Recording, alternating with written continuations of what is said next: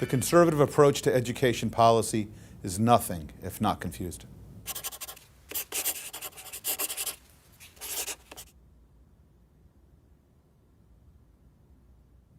As House Republicans introduced the Student Success Act, seeking to reauthorize No Child Left Behind, it's critical the conservatives be clear about what they're for and not just what they're against.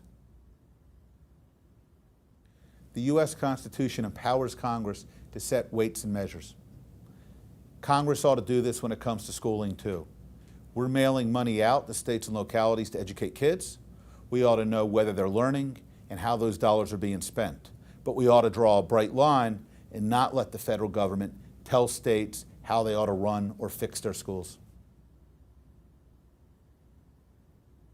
U.S. Constitution empowers Congress to write patent law for a reason.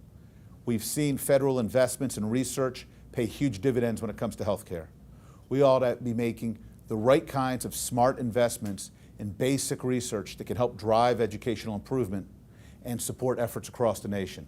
But the federal government ought not be telling people what to do with the research or how they ought to be running schools.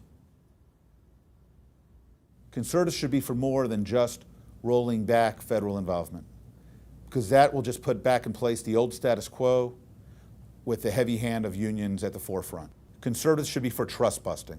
They should be for scraping away the old rules and regulations that get in the way of reform-minded governors and hard-charging superintendents.